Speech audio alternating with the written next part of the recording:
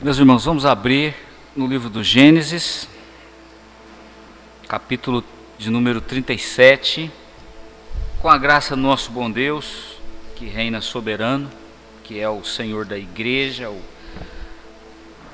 o nosso pastor, que de fato nos conduz a pastos verdejantes, às veredas da justiça. Nesse mês de março, nós estamos pretendendo fazer uma série de mensagens que tem a intitulação de Os Sonhadores de Deus. E nós pretendemos fazer cada domingo uma mensagem sobre homens de Deus, mulheres de Deus que tiveram sonhos. E hoje eu quero falar um pouco sobre esse sonhador que está aqui no capítulo 37, que ontem, quando conversava com o nosso amado diácono Antônio, ele me deu uma aula de Gênesis, de capítulos, versículos e datas. Glória a Deus, meu irmão. Continue estudando mesmo a palavra do Senhor. Glória a Deus. E ele sabia bem aqui a mensagem de hoje. Pelo menos o texto ele sabia. Claro que a mensagem ele não sabia porque eu não falei, né?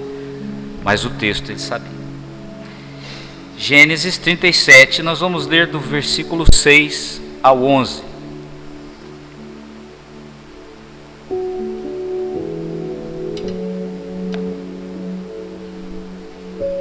Gênesis 37, 6.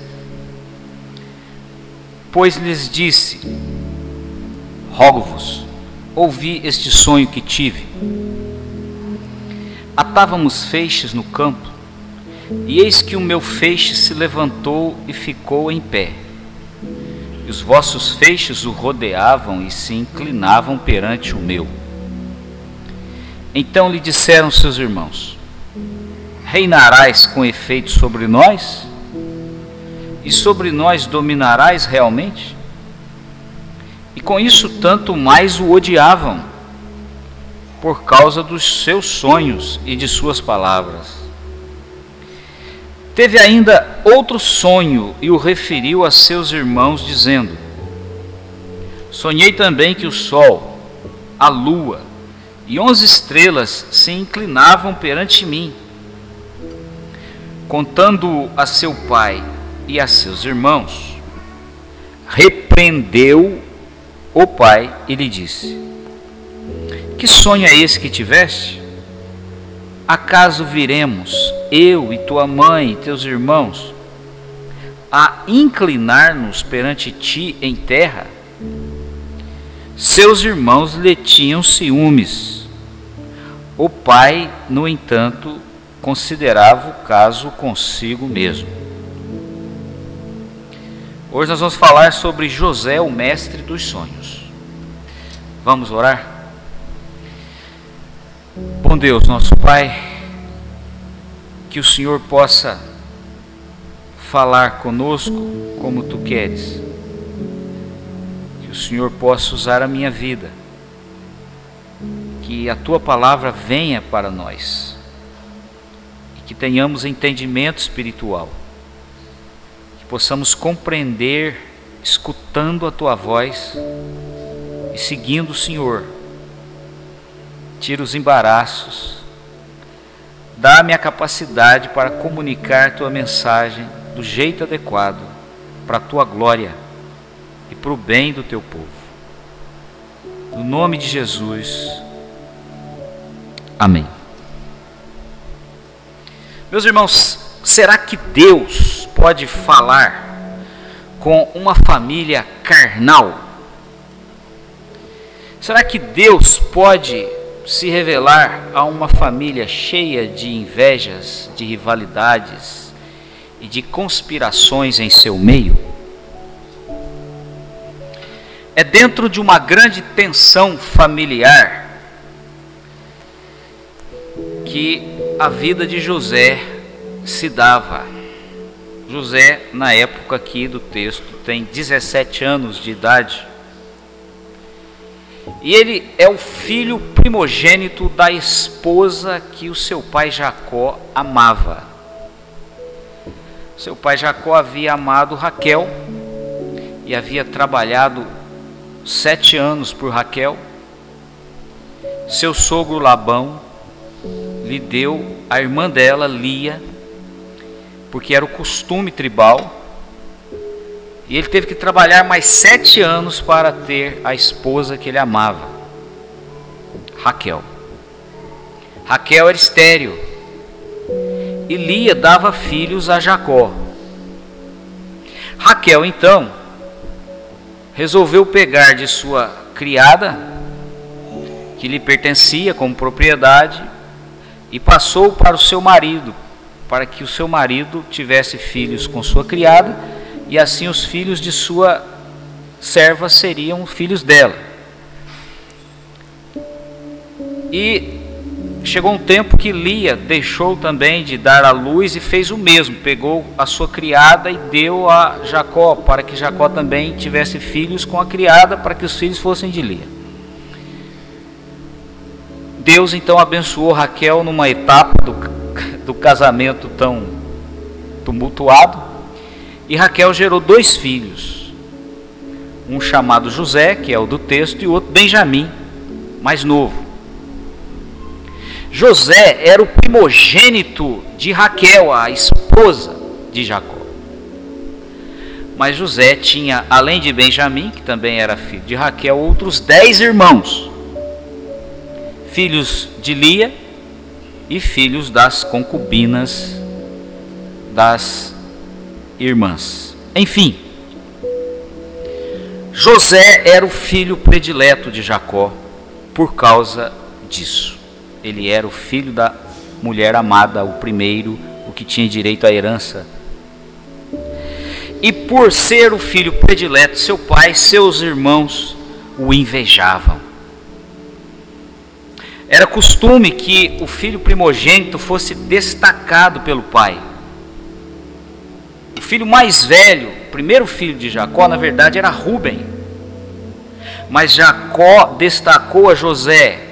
Rúben era filho de Lia, José era filho de Raquel.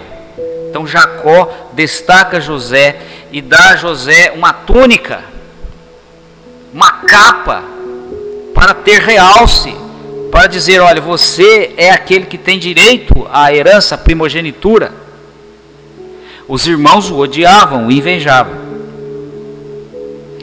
Meus irmãos, essa é uma família que vive uma grande tensão em seu meio por causa da inveja, por causa do despeito, por causa dos problemas do próprio direito consuetudinário da época, que permitia esse tipo de bigamia ou de poligamia.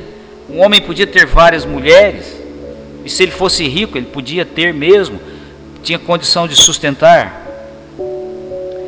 Mas o fato é que quando José convivia com seus outros irmãos, José tinha uma péssima impressão dos seus irmãos. Seus irmãos não tinham um bom caráter, seus irmãos não agiam certo, seus irmãos não obedeciam aquilo que o pai Jacó ensinava para eles a respeito de Deus e da vontade de Deus. Se você der uma lida no versículo 2, capítulo 37, versículo 2, está escrito assim: esta é a história de Jacó. Tendo José 17 anos, apacentava os rebanhos com seus irmãos. Sendo ainda jovem, acompanhava os filhos de Bila e os filhos de Zilpa, 2 concubinas, mulheres de seu pai, e trazia más notícias deles a seu pai. Então agravava ainda a situação que José não concordava com as coisas erradas. O texto não nos diz, a história não registra absolutamente nada, quais seriam essas coisas erradas dos irmãos. Mas eram jovens, eram homens já carnais. Tanto é que depois você vê casos deles procurando prostitutas, casos bastante terríveis que esses homens passaram. Há textos registrando isso aqui na frente do capítulo 37 para o 38, etc. Mas a verdade é, meus irmãos, que há uma grande tensão psicológica É assim que José vive no meio da família, tenso, suas emoções.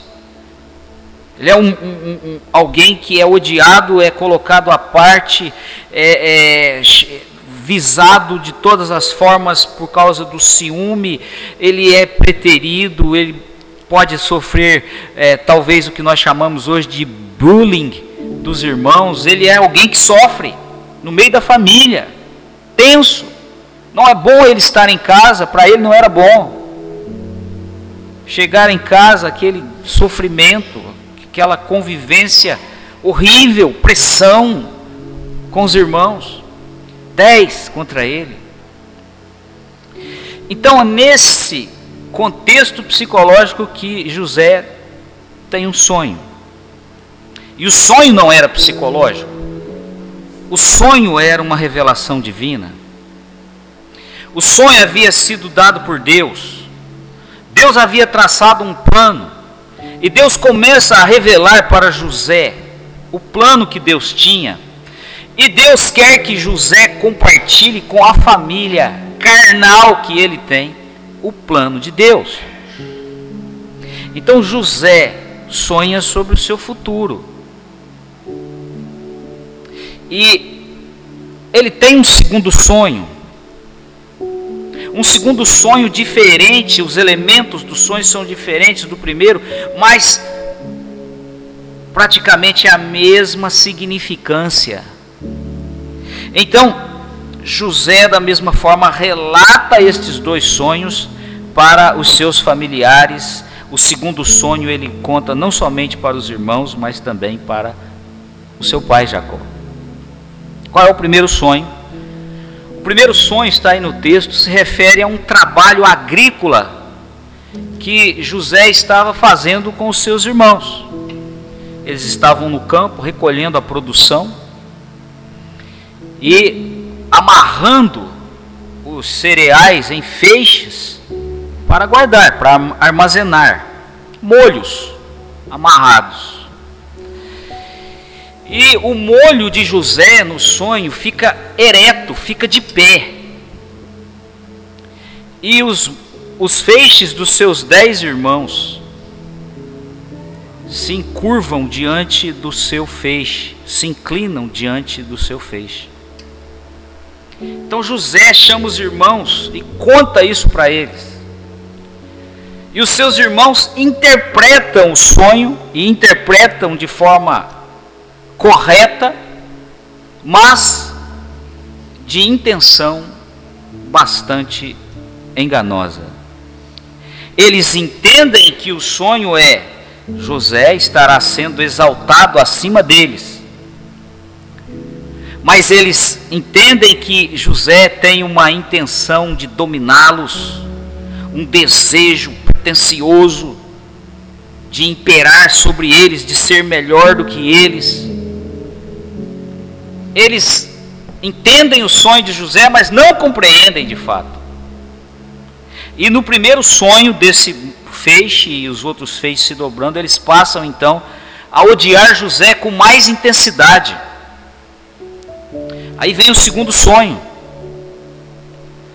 E o segundo sonho é lá na constelação, é no firmamento.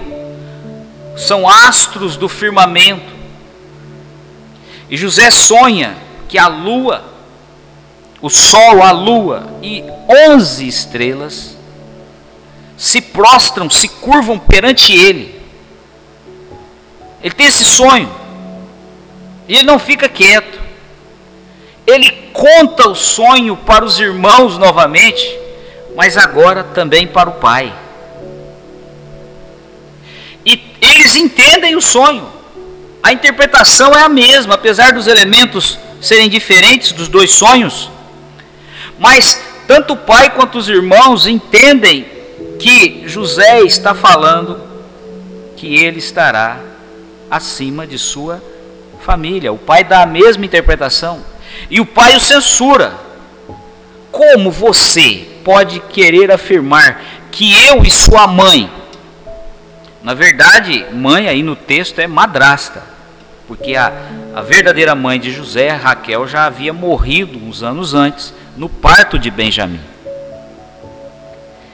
como eu e sua madrasta, diz o pai Jacó para José, e os seus irmãos, você acha que nós vamos nos render a você, nos encurvar a você? Ele adverte José, só que ele reflete a respeito, porque Jacó havia tido experiências verdadeiras com a palavra de Deus, através de sonhos, e ele então começa a pensar a respeito desse sonho, desse segundo sonho que José lhe contou. Contudo, os irmãos continuam enciumados. Os irmãos continuam a odiá-lo ainda mais por causa desse segundo sonho, tendo-o como alguém pretensioso, como alguém soberbo, como alguém ambicioso, que quer passar por cima deles. Os irmãos de José não buscavam ao Senhor. Eram homens carnais, que viviam de si para si mesmos, para os seus próprios desejos. Homens que não se importavam com a vontade de Deus. Tinham uma vida desregrada. O espírito deles não era um espírito rendido a Deus. O espírito dos irmãos de José era um espírito cheio de maldade. Tanto é que eles eram tomados pela inveja e chegaram ao ponto de alimentar o ódio no coração de José, que intentaram matá-lo logo a seguir. Não mataram, mas o venderam como escravo. Ou seja, nós vemos uma família desajustada espiritual e moralmente. Um homem de Deus, um jovem de Deus, com todos os 10 irmãos, longe, distantes de Deus e desprezando a palavra de Deus. E quando nós lemos esse texto, meus irmãos, nós vemos que Deus pode falar para famílias complicadas. Que Deus não se limita à condição espiritual e moral de famílias. Quando Ele quer falar com famílias, Ele fala. E Deus falou com a família de José. Ele falou com José e através de José Ele falou com a família de José. Deus contou seus planos futuros. Deus contou seus projetos guardados com Ele mesmo para a salvação e para livramento da família da aliança, da família que Ele amava. A família de José não amava a Deus, mas Deus amava essa família. Deus não ama porque Ele é amado. Deus resolve amar. Deus ama primeiro. E Ele ama e ponto final. E Ele ama quem não o ama. E Ele ama famílias que não o invocam. Ele ama famílias que o desprezam. Ele ama famílias desajustadas, complicadas, que vivem nessa maldade, nessa carnalidade, que não o invocam, que não o buscam, que não buscam conhecer a sua palavra. Ele ama essas famílias, e quando Ele quer falar para famílias assim, Deus fala.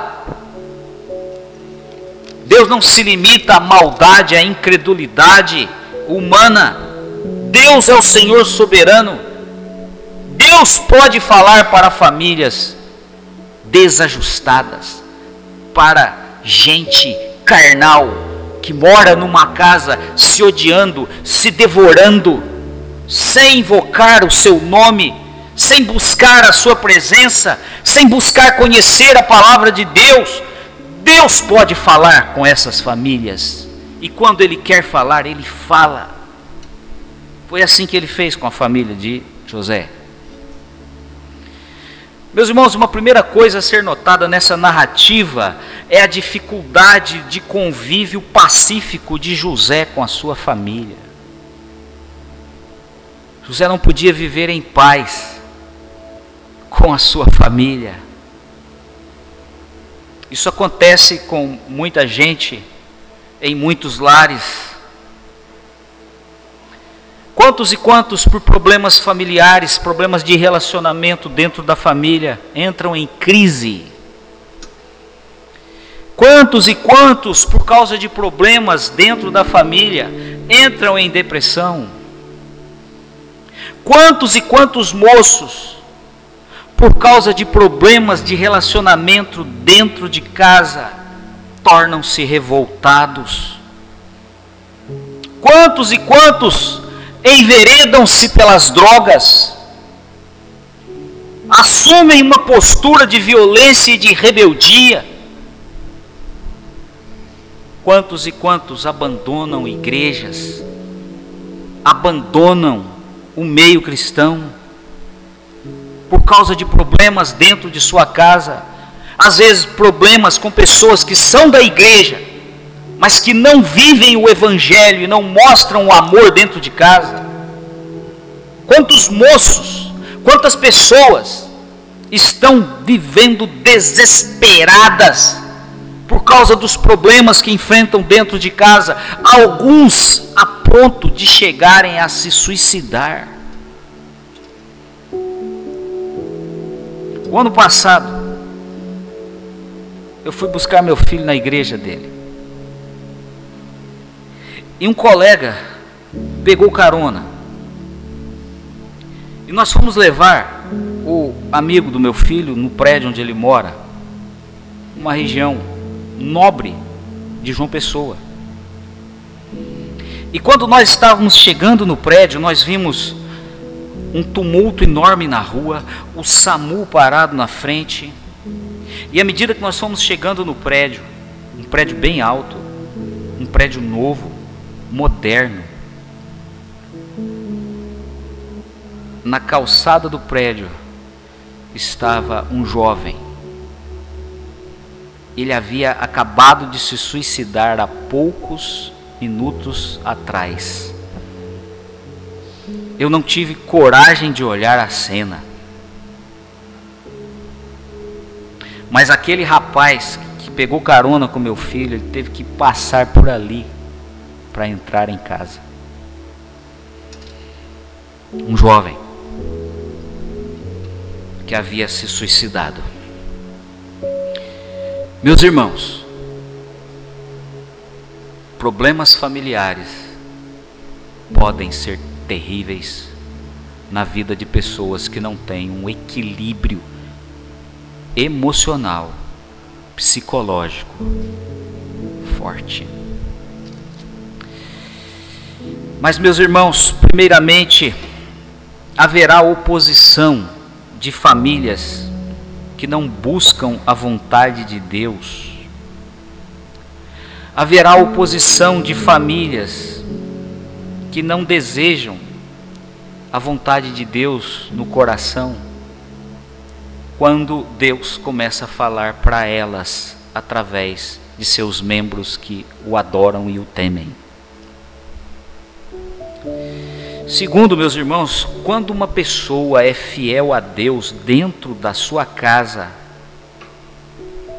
ele impacta a sua família, os seus familiares que não aceitam a palavra de Deus. Ele impacta com o poder da graça de Deus, ele impacta com a real presença da palavra de Deus em sua vida. Terceiro, meus irmãos, quando se confronta com a palavra de Deus de modo sincero, de forma humilde, de maneira fiel à palavra de Deus, isso glorifica a Deus dentro de uma família que não o busca. Isso traz a presença de Deus para uma família que não busca por Deus, quando se compartilha sinceramente o que Deus está falando. Mas uma segunda coisa que nós podemos notar nessa narrativa é o efeito dos sonhos na vida da família de José. Os sonhos de José geraram efeitos em toda a família. Primeiramente, efeitos na vida de José. José torna-se profeta aí. torna-se um pregador da palavra de Deus aí, no meio da sua família. Ele não precisou ir num púlpito de uma igreja. Ele tornou-se profeta quando proclamou a palavra de Deus no meio da sua família. Muitos e muitos que vivem em lares que são incrédulos, muitos moços, muitas moças, muitos homens, muitas mulheres de Deus que estão vivendo com seus familiares incrédulos, ou que estão vivendo com seus familiares que são religiosos hipócritas, que só vivem a fé dentro das quatro paredes da igreja, mas que quando chegam em casa são piores que os incrédulos. Essa é uma situação pior do que aqueles que não conhecem o Evangelho. A hipocrisia é pior do que a ignorância do Evangelho.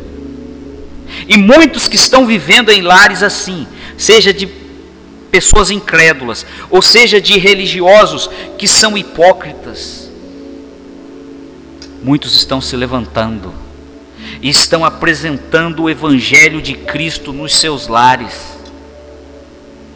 e estão mexendo poderosamente com as suas famílias, porque anunciam a salvação de Deus dentro de casa. São efeitos, efeito na vida de quem anuncia a palavra de Deus. Mas também nós vemos aqui o efeito na vida dos irmãos de José. Quando os sonhos são contados para os irmãos de José, a reação deles é oposição. Eles se opõem aos sonhos. Na verdade, eles se opõem a Deus, eles se opõem à palavra de Deus que Deus está enviando. Muitas e muitas pessoas, depois que ouvem o Evangelho, ao contrário de ficarem tementes a Deus, ficam mais incrédulas, passam a perseguir e a maltratar aqueles que são servos de Deus. Isso acontece dentro de famílias complicadas, desajustadas, de gente que não busca o Senhor e de gente que não crê na palavra de Deus. Recebem a palavra e começam a perseguir aquele que transmite-lhes a palavra. Mas um outro efeito dos sonhos, nós vemos que sonhos levaram Jacó a pensar na palavra de Deus. O pai, o sonho teve um efeito na vida do pai. E alguns chefes de família, às vezes deixaram o Evangelho na mocidade, às vezes ouviram o Evangelho, até passaram por igrejas, mas deixaram, pelas contingências da vida, pelas decisões que tomaram, mudanças, sexo, dinheiro, deixaram o Evangelho, abandonaram o Evangelho, mas tem aquela semente guardada. E às vezes tem uma conversão na sua família, às vezes é um filho, às vezes é uma filha, às vezes há uma conversão, às vezes é a esposa, às vezes alguém se converte dentro de casa e começa a anunciar a palavra, e aquilo leva a refletir sobre, e aquilo leva a pensar. Eles não ficam opositores, às vezes eles dizem: deixe de besteira, vá ganhar dinheiro, vá fazer negócios, vá fazer um caixa 2, vá ser fraudulento, vá mentir e ganhar dinheiro enganando as pessoas, você lucra muito mais. Deixa esse negócio de Bíblia, deixa esse negócio de falar do Evangelho, deixa esse negócio de verdade, deixa desse negócio de amor, não dá certo. Mas aí depois ele vai refletir, fala: peraí, há muitos anos atrás eu ouvia essa palavra, eu ouvia isso, e começa a pensar, e não vai se opor dentro de casa àquele que está ali fielmente pregando. Mas há uma terceira coisa, meus irmãos, que nós devemos perceber nessa narrativa, é que José era determinado em contar os sonhos. A determinação de José em contar os sonhos. Existem muitos homens, existem muitas mulheres, existem muitos jovens e até crianças que se converteram, que passaram a conhecer Jesus Cristo, que nasceram do Espírito e não conseguem esconder mais a palavra de Deus dentro dos seus lares. Não se calam diante do pecado e diante da incredulidade nas suas famílias. Falam do Evangelho nos seus lares. Sofrem zombaria. Sofrem oposição. Às vezes são agredidos. Às vezes são colocados à parte.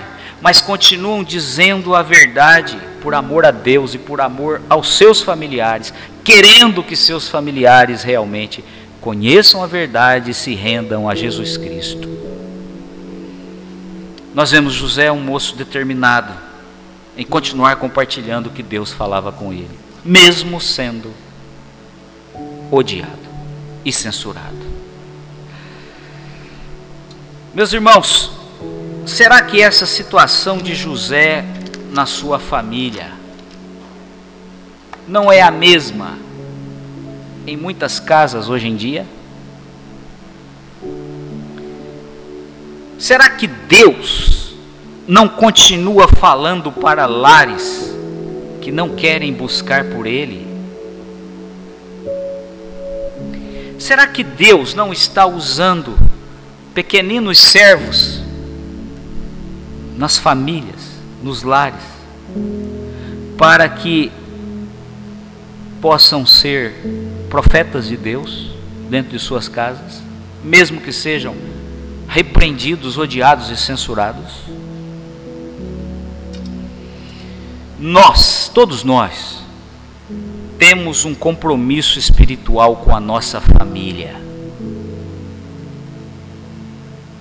Nós temos um compromisso material, sim, devemos, mas nós temos um compromisso de anunciar para a nossa casa todos os desígnios de Deus. Os desígnios de Deus é que libertam, é que salvam uma família, por mais complicada e desajustada que ela seja. Como está o seu relacionamento espiritual com a sua família?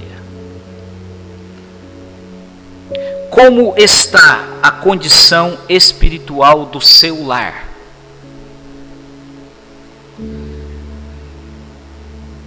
Deus está hoje te despertando para que você assuma uma nova postura de fé dentro da sua casa? Até quando você, ou eu, ou nós, até quando você vai continuar pagando carnalidade com carnalidade em sua casa? Até quando você vai estar revidando as ofensas no mesmo nível? Até quando você vai perseguir o caminho da intriga? De deixar de falar com o outro? De não perdoar? De zombar ou de se opor ao outro? De desmerecer o outro? Porque ele faz isso com você. Marido e mulher precisam viver constantemente aos pés do Senhor. O sexo, por mais abençoado que seja, não pode fazer o que o Espírito Santo faz. Quando alguém em casa faz algo carnal e ofende o seu cônjuge não deve pagar na mesma medida. O apóstolo Paulo disse que o marido deve amar a sua mulher. E ele disse que a mulher deve ser submissa ao seu marido. O marido tem que amar a sua mulher, mesmo quando a sua mulher não é submissa a ele. E a mulher deve ser submissa ao seu marido, mesmo quando o seu marido não a ama. Isso não é opcional, isso é ordem, é mandamento do Senhor. Isso é andar no Espírito Santo, isso é viver no Espírito Santo, isso é proclamar o Evangelho no lar, para os filhos. Você sabe o que é o testemunho para ganhar um filho? Ame a sua mulher. Esposa, respeite e seja submissa ao seu marido. Seus filhos irão aos pés da cruz, porque a cruz está na vida de vocês. Briguem, devorem-se, odeiem-se, maltratem-se e afastem seus filhos do Evangelho. Esta é a verdade.